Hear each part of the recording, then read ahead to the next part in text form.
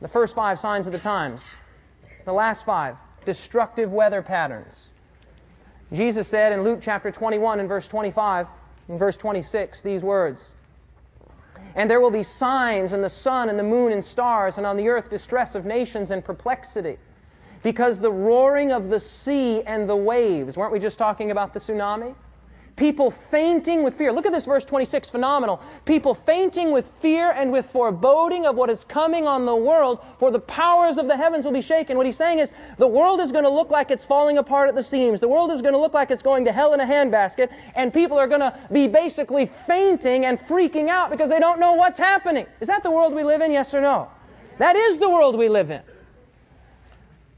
And if people would just take a moment to stop and really look around, they'd see that things are not business as usual. It's not status quo any longer, but we have distractions that keep us occupied, so we're not paying attention to really how things are going. I'll talk about that more in just a moment. Here are just a few, I collect these things. Here's just a few magazine covers that I scanned in.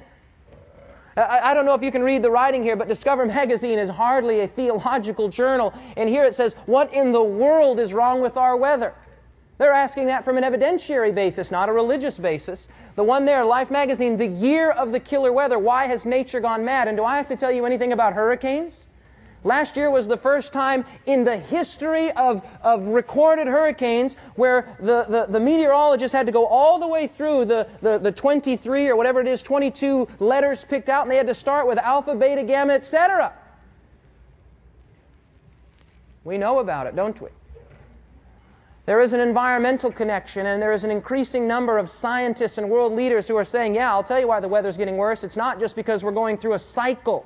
Just people say, oh, you know, these meteorological and climatological, these things go in cycles. And some people are saying, yeah, but we're accelerating the cycle by adding to it. Now listen, I'm not a scientist, but the world is not that big, beloved.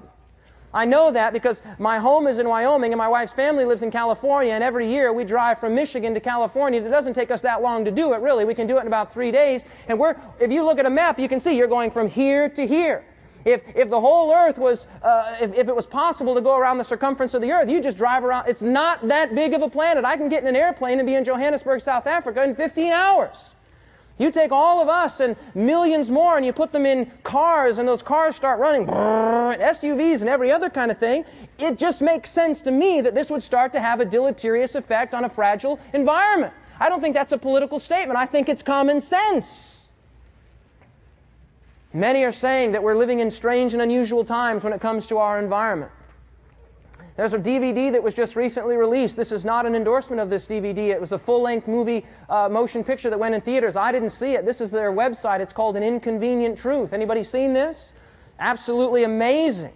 I mean, it is amazing. It's just, you can go to their website there, climatecrisis.net, and basically they're saying, hey, listen, we're living in strange and unusual times.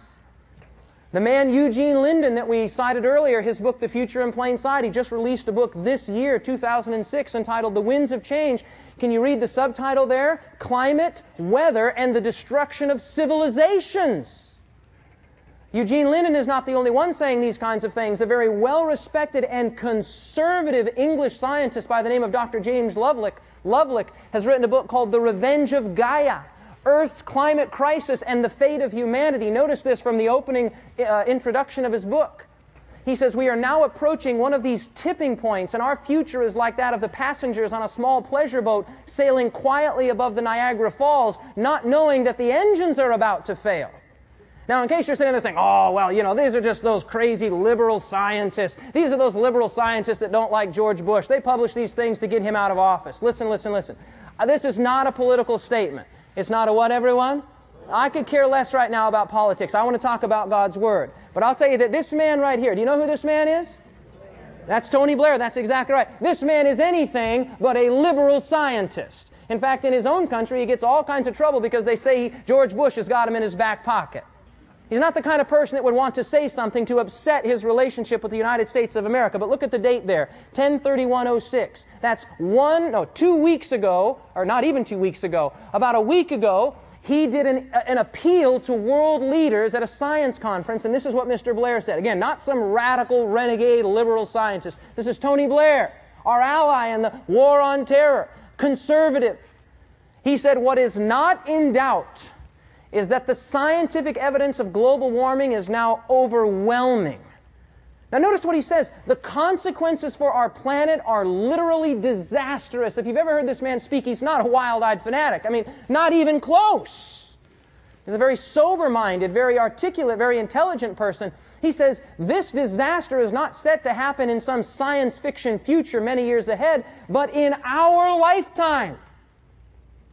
Unless we act now, says Mr. Blair, these consequences, disastrous as they are, will be irreversible. Now, okay, let's just say you disagree with him. That's your prerogative to disagree with him. The point is this. Even non-religious people say we're living in unusual times. Is that clear, yes or no? Yes. That's the point. Increasing violence. Do I need to say anything about this? Do we live in an increasingly violent society? Yeah. Nothing needs to be said here, beloved. Whether it's the television or rap music or video games, Lord have mercy. Look at these video games that people are playing today. I mean, it's so real. I love it when they get these experts on these television programs. My parents used to live in just outside of Columbine, Colorado. In fact, they lived in Columbine when that terrible tragedy took place there, and those two boys went in and killed, what was it, 11 or 12 of their classmates, and then they'd have these experts on CNN and C-SPAN and other places, and they'd say, now, we'd like to ask you, Dr. So-and-so, so-and-so, you know, we notice that these boys are listening to violent music, and they're playing violent video games, and they're watching violent television programs. Do you think that it might be possible that there is some causal explanation, that maybe it's possible, perhaps, the things that they're exposing themselves to, these media things, are causing them to do this? Well, you know, we're not sure. And I'm thinking, the whole world has gone insane. We don't need to say anything about an increasingly violent society. Jesus said that the love of many would wax cold and that the thoughts of men would be only on evil continually at the end of time.